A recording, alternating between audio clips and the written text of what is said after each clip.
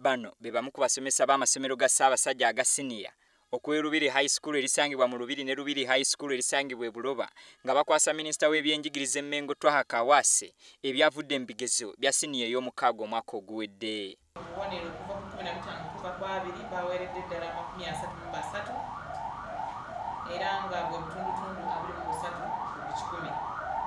Wakati w'obubonero 11 okutuuka ku 14 bwabaddewo abayizi 68 era nga kino kyatutte obutundutundu 47 ku 100. Ate wakati w'obubonero 6 okutuuka ku 10 bwabaddewo abayizi 40 ng'era kino kitwala obutundutundu 28 ku 100.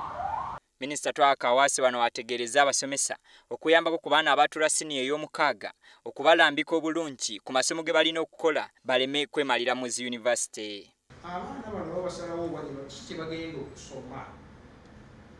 Abazadde baffe abamu tebabitegeera.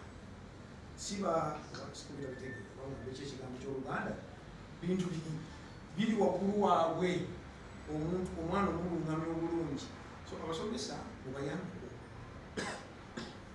Omwana nga asalawo ki ky'anaakola oluvannyuma lwa siniya ey'omukaaga akole ekyo ky'alowooza nti kijja muyamba mu maaso. So si kuwulira koosi nnungi eno ngeesawundinga bulungi yagende mu eyo.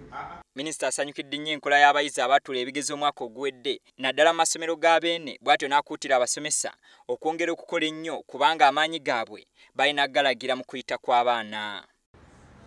Bwe mutandika okuleeta wano rizaasi eziraga nti tukola bulungi okugira ddala ze mwampadde wiiki ewedde eza O-level na zino eza A-level ebikola byonna mugiise naye nga bwe tetussa wansi tugende bugenzi ki mu maaso. Mu masomo abaana ge basinze okukola obulungi kuliko ag'ebyafaayo oba history, ebyobulimi oba agriculture, food and nutrition, bino biba byandya n'ebirala.